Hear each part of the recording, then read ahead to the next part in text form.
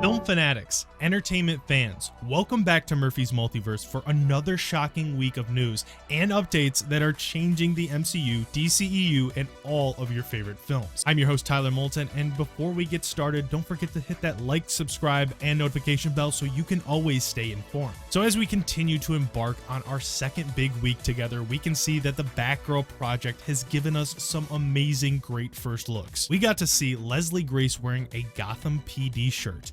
And also on the same set, a giant mural showed up, giving us the first look at Michael Keaton's Batman suit and Robin's as well. Let's take a look at a side-by-side here. This new suit has a lot of similarities to Keaton's old one, except for one big difference, and that is the all-white eyes. I think this is a nice little detail that looks amazing for this Batman. Now, when it comes to Robin, we still don't know who is going to be playing him, but recent rumors coming out suggest that Warner Bros. Has already found an actor. Reliable insider My Time to Shine Hello says it's true. Warner Bros. Found their Robin / Dick Grayson. Batgirl will help to set up the Nightwing movie. I don't know about you, but news about a Nightwing movie has me super excited. And I think Batgirl will be a great project to introduce the character Robin, and as Warner Bros. Continues to build the set for this film, fans just keep finding more and more Easter eggs as photos continue to surface online. Like this giant billboard of Sundollar Coffee, which can be seen in the DC comics,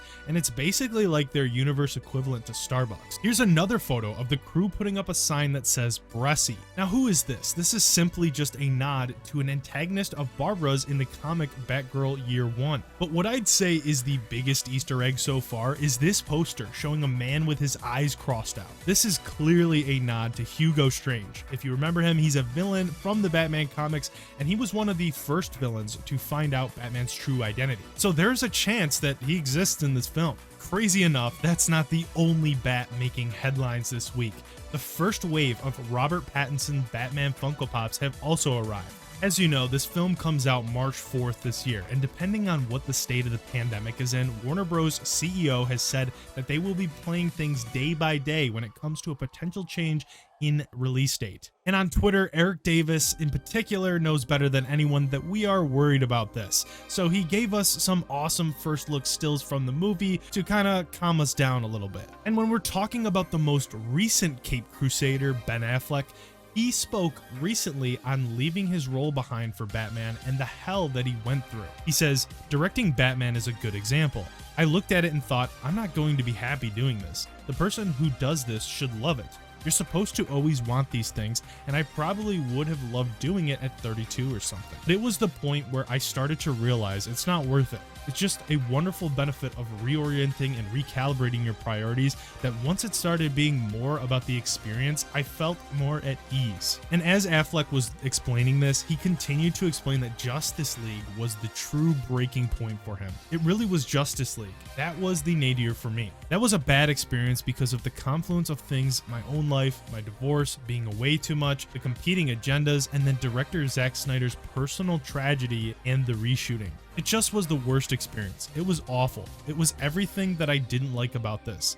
That became the moment where I said, I'm not doing this anymore. It's not even about like Justice League was so bad, because it could have been anything. Moving over to the MCU news, and let me tell you, we've got stacked MCU news this week. We learned that the line in Spider-Man No Way Home, where Andrew Garfield says that he loves Tobey Maguire and Tom Holland's Peters, this was completely improvised. And in this same interview where Garfield revealed this, he also answered the question that's been on everyone's mind: will he return as Spidey on the big screen again? He says, I mean, yes, definitely open to something if it felt right. Peter and Spider-Man, those characters are all about service to the greater good and the many. He's a working class boy from Queens that knows struggle and loss and is deeply empathetic. I would try to borrow Peter Parker's ethical framework in that if there was an opportunity to step back in and tell more of that story, I would have to feel very sure and certain in myself. So you hear that, folks? There is still some hope. And with No Way Home being such a groundbreaking film, there is a real possibility here. But what if I told you No Way Home could have been even more crazy? And seriously, I'm not kidding. New No Way Home concept art was released this week showing that America Chavez was meant to make her debut in the film. Now, obviously, this did not happen, and instead, Chavez will show up in Doctor Strange in the Multiverse of Madness and play a huge role. Thor: Love and Thunder. Now, last week we got a first look at a Thor costume concept art, and now this week we're getting another one, and it's a little bit more detailed this time. Check this out. As you can see, it's a little similar to Thor's comic look if you look back to the comic books from the 80s. And Bill Murray recently has opened up about his role in Ant-Man and the Wasp: Quantumanium, as he was being interviewed by Eli on the Eli Manning Show. Oh, Bill Murray, what are you doing here? Aren't you in like a superhero movie coming out? Ant-Man? Mm-hmm. Yeah. You seem like a superhero. What's your power? My power is I'm a bad guy. Oh. So my guess is that he'll be a very comical villain. Vincent D'Onofrio has also been on a tear lately with the interviews, and he's been giving insight on the recent projects he's done with Hawkeye and also explaining the real reason Netflix canceled Daredevil. He states, "I have to say that from the get-go with my involvement with Marvel, from Joe Leb to where we were at Hawkeye, that I've had complete freedom the whole time. And I'm not sure why. I know that my initial coming to Netflix was contingent on whether I thought it was an interesting part for me, because I knew who Kingpin was." And when being asked about the moment he learned Daredevil was ending, he said this: "I don't think any of us were okay. I think that we were like, oh, okay, we had a hit show and now it's gone." You know, at the same time the group #SaveDaredevil started to rise, we started to learn the reasons why that happened. And so we understood what Marvel was doing because Disney Plus was coming out.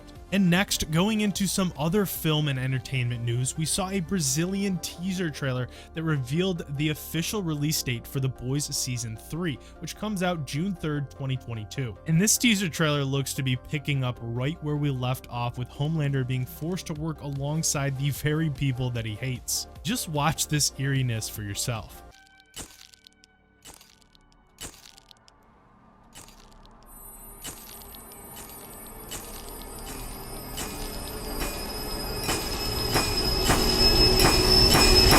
The Quiet Place spinoff is back in motion again. There were a lot of angry fans initially after director Jeff Nichols abandoned the project, but now luckily Michael Sarnowski is picking it up after he recently just did a movie with Nicolas Cage, the film Pig.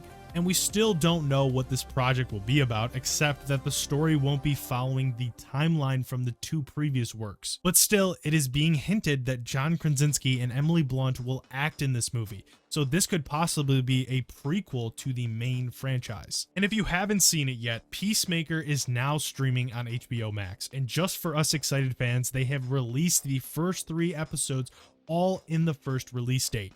And Book of Boba Fett's new episode is also out with more current day scenes in Tatooine, which is very different, as this series has been catching up fans with the journey Boba Fett went through and how he crossed paths with those Tusken Raiders. So like I said at the beginning of this video, our second week of news was going to be chock full, and make sure to comment below your thoughts, especially if you've seen the 3 episodes of Peacemaker and the new episode of Boba Fett.